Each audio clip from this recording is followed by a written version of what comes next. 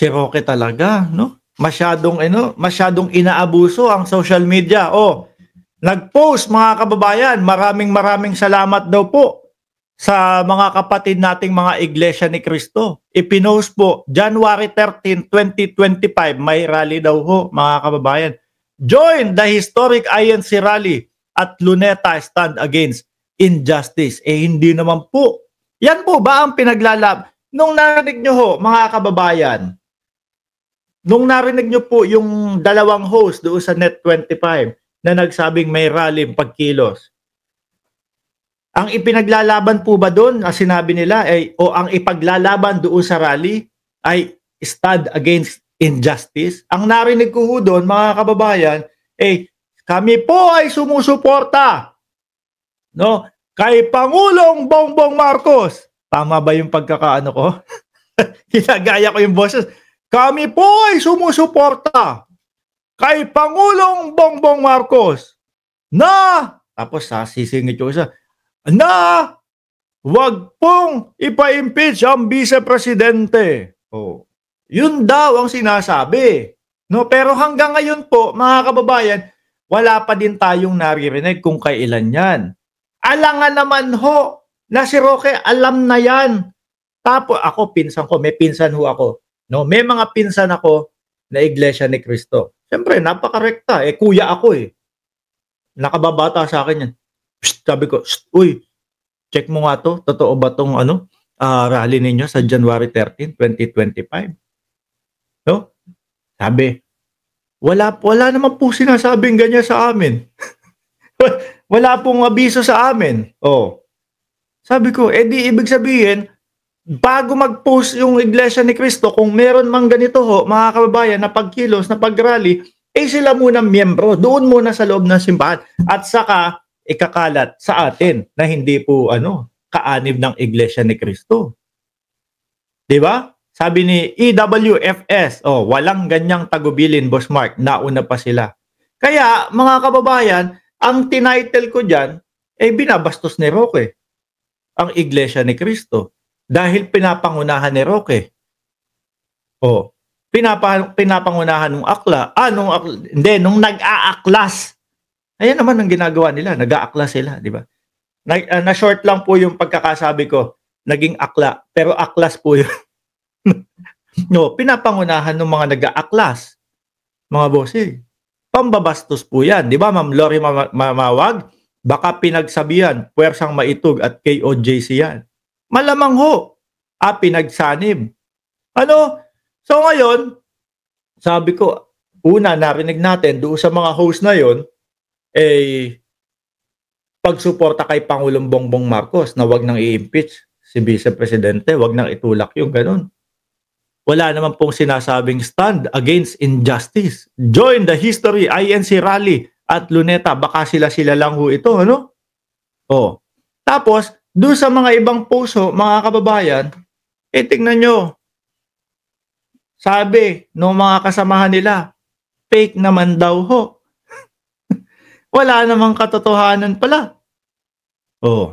Di pambabastos nga ho ang ginagawa nung nung nag-aaklas na si Roque. Walang katotohanan ho. Ginagamit nila yung mga yan. Ako ho, nanunumpa ho ako, sa inyo, na talagang tinanong ko, yung nakakabata kong pinsan, totoo ba to? Na merong ganitong sinasabi sa inyo dyan sa loob? Wala naman pong ganyan, kuya.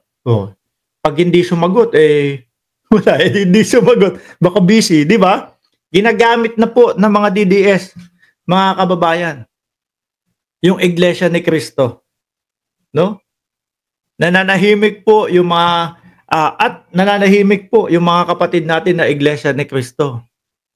Ay, nako po, Lord. Isipin nyo naman, kung magpaparali ang Iglesia ni Cristo, tapos makikianib yung mga DDS, tapos ang sigawan po para kay Kibuloy. Diyos ko, Lord. At ako, naniniwala ko, hindi po makikisali sa mga ganyan yung mga Iglesia ni Cristo. Wala na. Siguro iniisip ni Harry Roque, mga kababayan, dahil ako naman ay nagtatago na, at nasa malayong lugar na ako ng Pilipinas, eh, fake news na lang ang aking ipapakalat. Hindi ho malayo yan doon sa ginagawa ni ni Ngalbu. O may bagong personalidad na naman kayong makikilala. Kilala nyo na yun, si Ngalbu. O, sige, i-comment nyo dyan kung sino yung iniisip nyong si Ngalbu. Mahilig din sa fake news yun. Sino yung sinasabi kong si Ngalbu? O, mahilig sa fake news. Ganyan po kasi ang galawan ng mga DDS, mga kababayan. Tanong nyo po, O, itanong nyo po ito sa inyong mga kaibigan, itanong nyo po ito sa inyong mga kapitbahay. O, kung sino si Ngalbu. Ayan, sabi ni Just Vincent, si Jason si Jason na ang pakalat nila 1 million ang bayad. Anak ng tinapa, 50,000 kaya mong magpabuo ng ng pustiso eh. Tapos walang pampustiso, panay na fake news.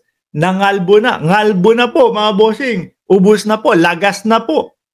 Eh, panay pa din po ang pakalat ng fake news, mga kababayan. Fake news po, no? Bakit ko po nasabing fake news, mga boss Chief Amo, sir? Dahil wala naman talagang ganyang inilalabas ang Iglesia ni Cristo. Ibig sabihin, nauna pa sila Ngalbu, nauna pa sila sila nag-aakla, sila Roque.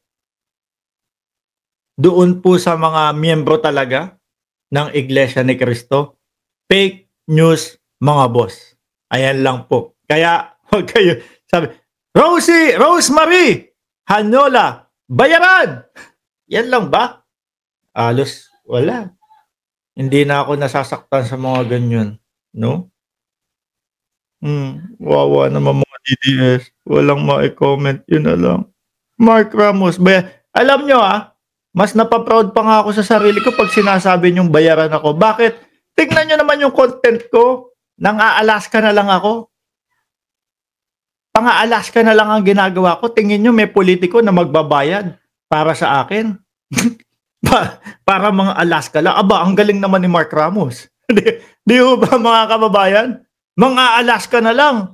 Babayaran pa. Ibang klase. Maraming salamat sa inyo mga DDS. Kasi, bakit? Kumbaga, ang taas ng tingin nyo sa akin. Mga Alaska na lang, naiisip nyo pang may magbabayad pa sa akin. Ang galing nyo. Maraming salamat sa inyo. So mga boss, Chief Amo, sir, paalam po, no? Hanggang sa muli, Merry Christmas kay Ngalbu at kay Roque habang nagtatago. God bless sa ating lahat.